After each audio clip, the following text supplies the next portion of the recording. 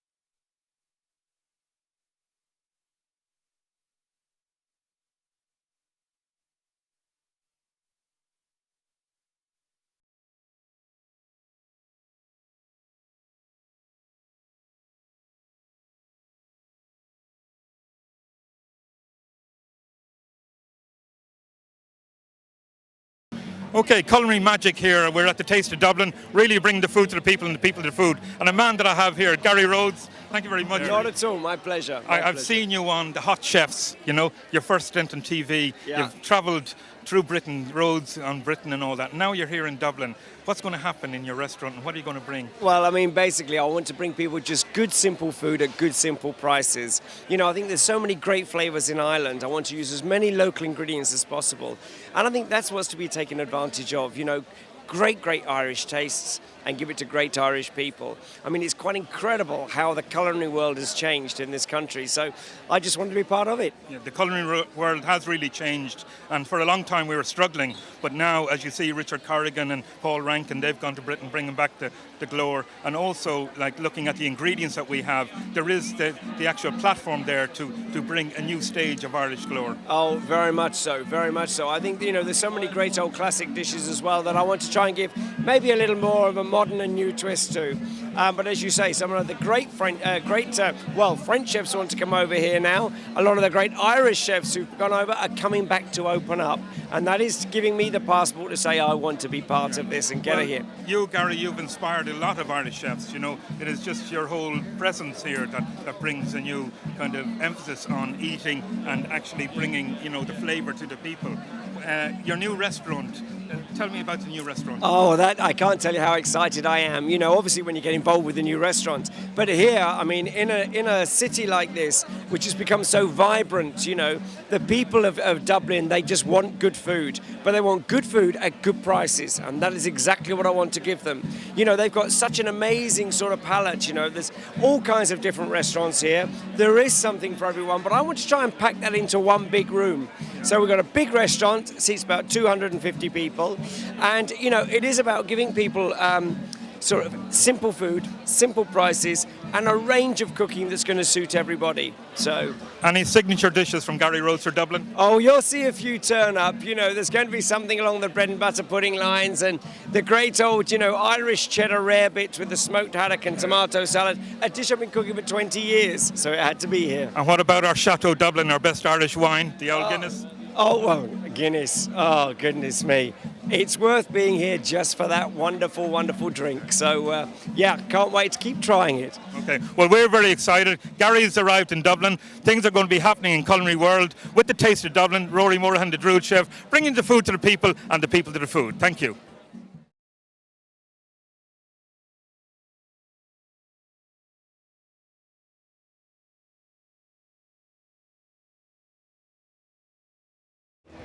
I am the Druid chef of Celtic Pass with the vision of Celtic cuisine, the fire of power, the passion of food, the knowledge of ingredients and the skill of the Druid chefs. Welcome everybody here today. This is Celtic Cuisine coming live for our TV programme, for you people. I am the Druid chef, as I said, and I bring the food to the people and the people to the food. My mission in a culinary sense is to go back in time and to look at what we ate as Celts, what rich ingredients we had, and also to come back to the table of the world with new set of recipes to represent Ireland in the modern day. My first dish today, we're going to do an Irish coastal stew. And we know about the lamb stew, we know about how our farmer families, we lived off that, the lovely lamb stew, the potatoes and all that. Well, I'm trying to revert that into the sea. and look at what I have. So I have a nice bit of monkfish. I have some turbot and also lemon sole. I have little Dublin Bay prawns that I'm going to use with a Gallego rice. And when I go to Gallego, I'm talking about Galicia in Spain, where I'm using the Celtic connection as Northern Europe. If you take Brittany, Galicia, you take Scotland, you take Wales, you take Cornwall, all these lovely Celtic regions, we have a synergy in our food, in our language, in our music, in our culture, in our makeup. And that's what I'm trying to use a little bit of our cousins over in Galicia to use the actual stew. Now, right, just get my pot on, and as I said, I have a little bit of the sole and the turbot all going in there. We'll steam them off, and then I'll get working on the sauce, and then I will actually do the actual rice then in a Galician style.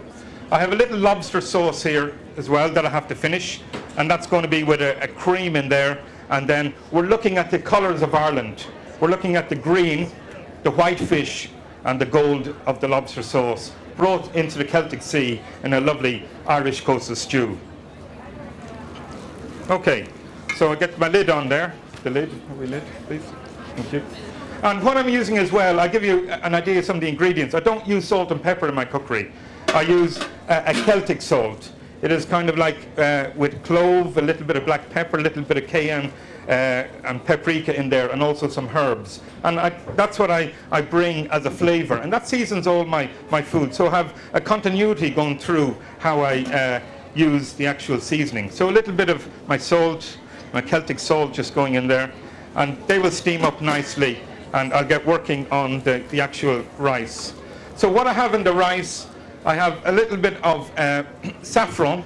I have also some nice barley in there. And when I talk about barley, that is the Breton laws. That is our grain food of old that we used. And also it is a product that hasn't been really used enough. So I'm not trying to use potato in my Celtic food as a dominating product. I'm trying to use different oatmeal, grains of Ireland, you know, my nice herbs, all those kind of rich indigenous ingredients. Okay, so we're cooking up a storm here. I'm just going to get my prawns in. I hope you're all happy out there, are you? Very, very important, because if you're not, I'm not doing my job right. I put some prawns in here. I have the barley, I have a little bit of seaweed in there, and also I have a little bit of tomato to go in there. Need to season that a little bit. Again with my Celtic salt. And it's all that lovely rock salt with that lovely spice kind of flavours into it. Okay, so the sauce is coming alive. That's good. Now, right, next what I need to do is just use a little bit of my whipped cream into the sauce. And using whipped cream, when you whip cream, you aerate it.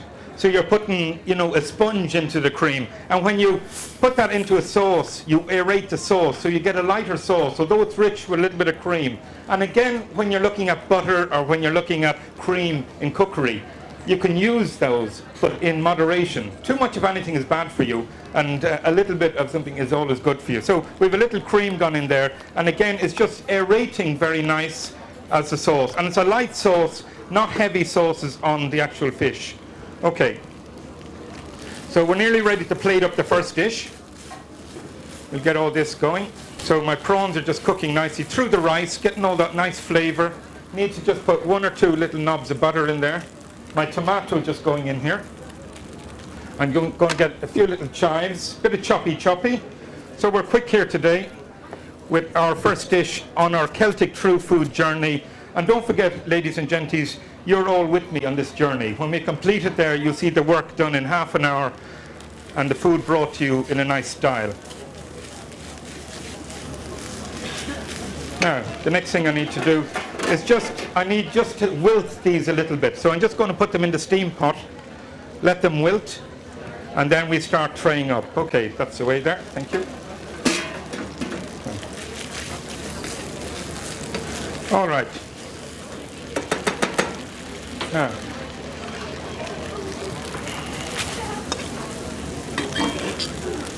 just getting this into my little ring.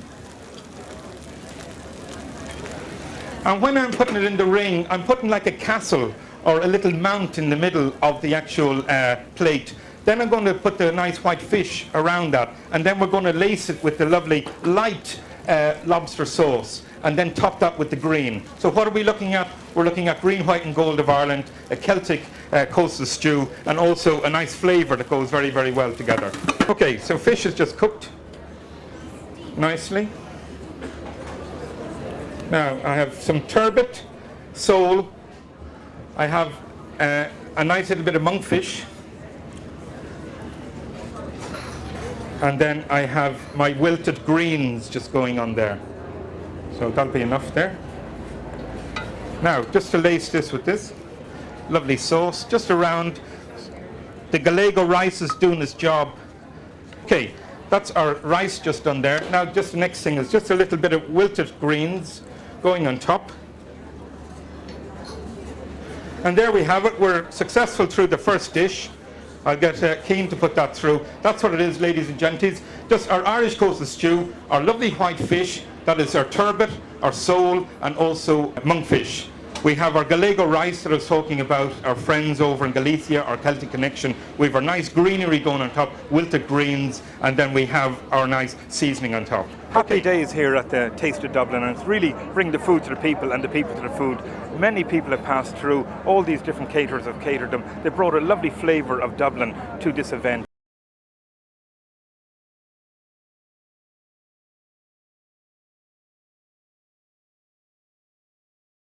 Look at it now, and just walking on here today in the lovely stands and lovely weather here in the setting in Dublin Castle, that'd be fantastic. Yeah. And all the restaurants showing the best of their produce, and the Irish suppliers, which you know I'm very fond of supporting, like you are. Absolutely. It's great to see them here. Yeah. Well,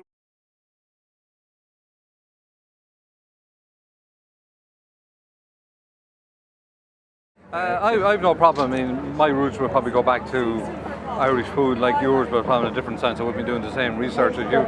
But I love looking at my local suppliers and producers. I'm working in Mount Juliet now in Kilkenny and based there, and I like promoting their produce. But just going back to what you said about one or two restaurants when we opened the Bartic Court, with only one or two suppliers as well of food. Yeah. And look at so many different suppliers of food coming in from all over the continent. But get back to your question about the ethnic. I think it's great. I mean, it adds to the dimension, and the more people that eat out in Ireland, the better. But I think it's giving us, it's focusing our mind really that we should have an Irish cuisine. Yeah. And I'm glad to say that you're doing that, because we could be swamped. Yeah. And we've been tied too often to the food of England because we're under the dominance of England for so long. Absolutely. But it's about time we stood up on our own 2 feet and said, this is Irish food and this is what we're proud of. Feel safe, feel secure. ATA Secured.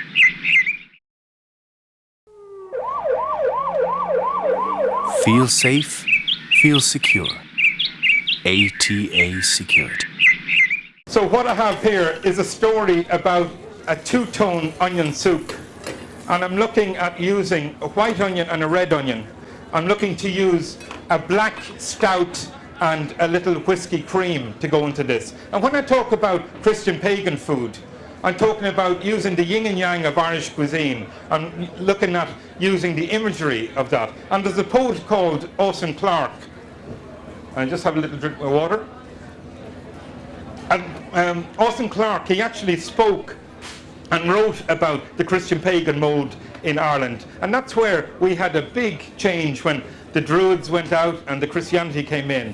And the religion, again, you're defined in black and white. And that's what I'm trying to do in the food. Use that imagery in my cookery. And you see another dish later on we use with this. So we have a little bit of onion cooking away here. In the pot here, I have another little bit of onion. I just top that up with a little water. It's cooking too much. And what I'm going to do there is I'm going to put my two-tone onion soup into my glass bowl, so one on top of the other, and get it like a pint of Guinness. Because one soup is flavoured with Guinness, the other is flavoured with a little whiskey cream. Okay? So I have a little bit of thickening agent here, arrowroot just going into it. Now I must ask you, are you all happy there? You all can hear me and everything? Yeah? Thank you for coming along. It's quite a pleasure to be here in front of you. Okay, so we're all on this journey together, and that's what it is today, ladies and gentlemen, bringing the food to the people and the people to the food. Now, just flicking in a little bit of herbs, and there's nothing better. The smell of that is fantastic. Here, have a little smell there. Pass it around. We have a little. And then my little secret ingredient is I have my Guinness reduction just going in there, giving that nice flavour. Oh, lovely. It's darkened up. Darkened up, lovely. Okay, just to get the first one in, and let this settle. Okay, so this is dish number 2. Now I need to work with my white one, and again we're going to use a little bit of cream in there to lighten that up, and also then a little bit of whipped cream, and you'll see it going on top. A little bit of my seasoning, a little bit of chives. Now, so there we have it. I've cooked this soup many a time, and it just gives me a great feeling of Dublin when I cook something with Guinness or the Chateau Dublin of old, you know, because it's such a great ingredient. And by using Guinness in food, it has been Irish, but also it's bringing that unique flavour to the dish. So we're just waiting that just to boil up. That's nearly ready there, and you'll see me perform my lovely two-tone onion soup with a little bit of whipped cream just going on top. Now, I'll tell you a little story about this. My father was over in London when I worked in London, and he went into a pub, and he went for the 3 days into the pub, and he had his pint and went home. And on the third day, the Cockneys, they saw him, and they said, hello, mate. And he said, hello. He said, oh, I see you're Irish. He said, I am indeed. He said, oh, I see you're drinking a load of Guinness. He said, I am indeed. And he said, well, there's a big difference between the London Guinness and the Irish. He said, you're right there. He said, when we go into a pub in Dublin, he said, we wink at the barman, and then he knows the pint on. And with the skill of his hand, he pulls down the lever, and he has the pint glass at an edge, and then he fills that 3/4 full. And also, he said, with respect to you, he puts the actual pint in front of you, and with respect to the barman, you let that settle. And he said, then he comes back 2 minutes later and he finishes off the skill and puts it in front of you. And he said, my friends, like all good things, the cream always comes to the top. And then he said, with a blink of an eye, and he said, in a clap of a hand, he said, we whip off the white stuff and we eat it like a sandwich, and then we knock back the black stuff. And he said, you know what we call that in Dublin, my friends? And all these Cockneys were around. They said, no, mate, what's that? And he said, we call that lunch. And he walked out of the pub. And it was just, he had them so well. He was so articulated. Okay, let's finish this lovely soup. Now I'm going to lace this on top. This is just perpetual beauty. This is absolutely gorgeous, ladies and gentlemen. And then, because I'm kind of on a running schedule here that I'm trying to get so much done, I've baked off already some little cheese scones. But when I make my scones, I roll out the pastry and I do a little spiral in it. And that's for me, Celtic, in my scone. There's cheese in that, there's lovely herbs. I call them mountain cheese scones because the colours of Wicklow come through that. If you look, you'll see the little definition of the Celtic design. Okay, Keane, we're ready to go with that.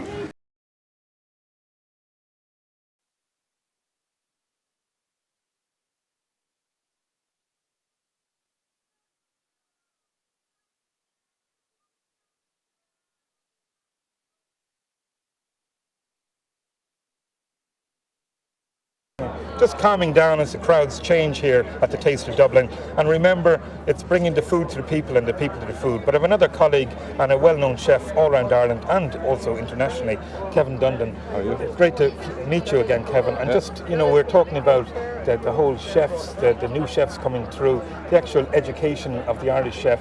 And it's beginning to happen here. You know, the Taste of Dublin is happening.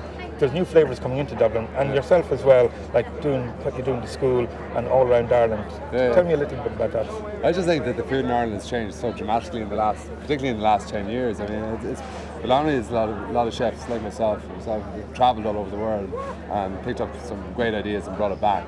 And then with our indigenous ingredients that we have in Ireland, it's like just fantastic.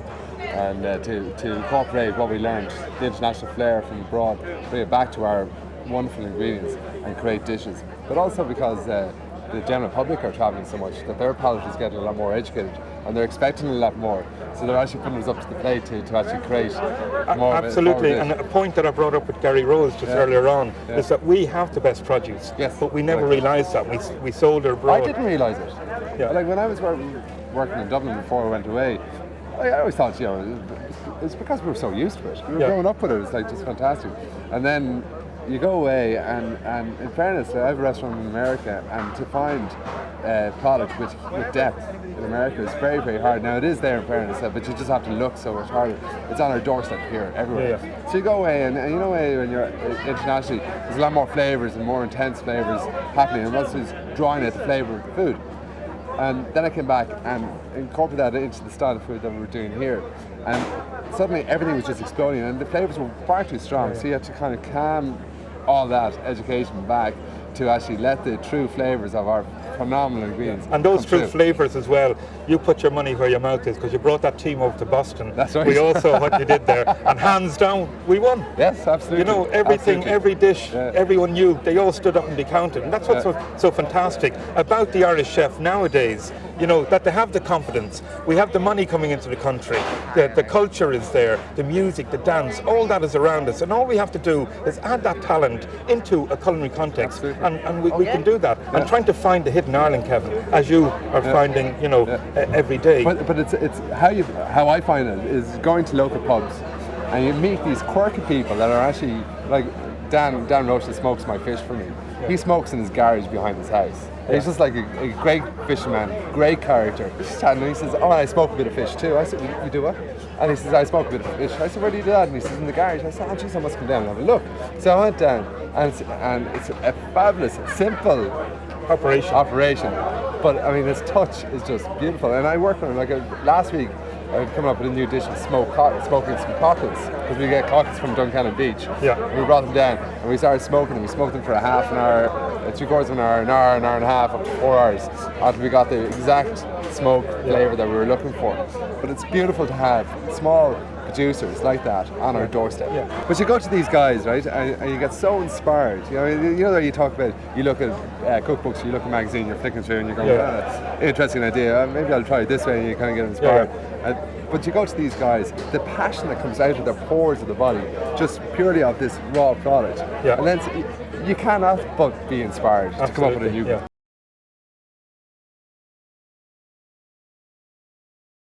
So what I have in this, ladies, anyone know what that is? Anybody know what that is? Correct. 100 points for you then. Okay. So in with some cream cheese. In with a little bit of honey.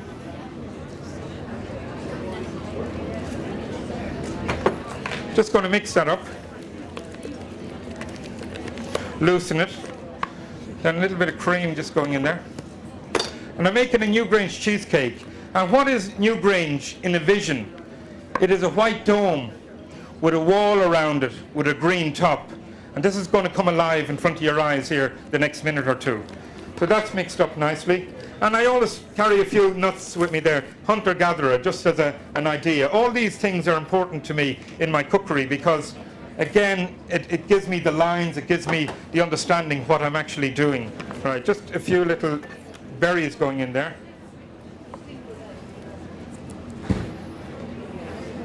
Okay, so we're nearly there, ladies and genties. Thank you for your patience and your time. Don't forget, we are filming, so you'll see this come up on TV in the next few months. Yeah.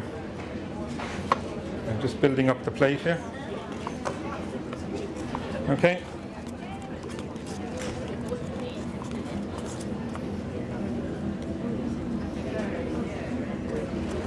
Okay, so just mix in some of those lightly. Okay. Then I need a bit of honey just going in there.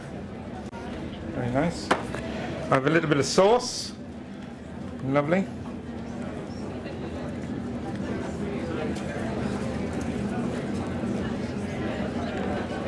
And then I have some nuts.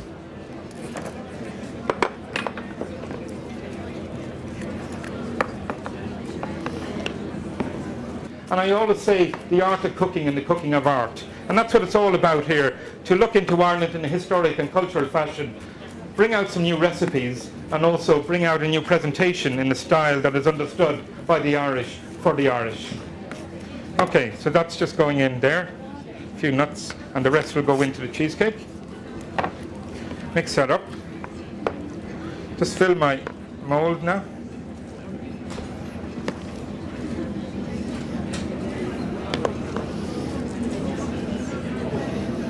Now, okay, we're there around 30 seconds now.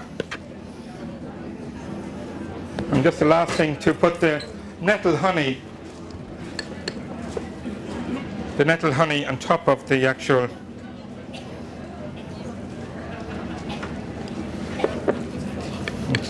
cheesecake.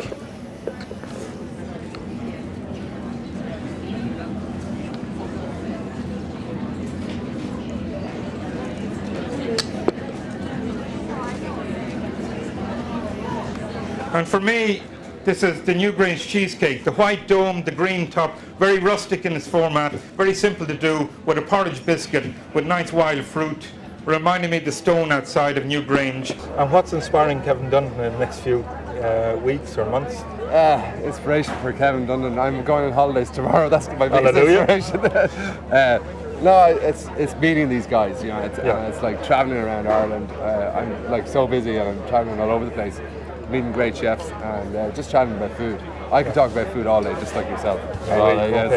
Over a few pints, it's just great. Yeah, Okay. really good. Well, thank you very much, Kevin. It's Listen, been a thanks a pleasure. million. Keep it Absolutely. cooking. Keep going. Have a good holiday. All right, thanks a million. Appreciate Okay. it. And that's it. Another colleague here at the Taste of Dublin, bringing the food to the people and the people to the food.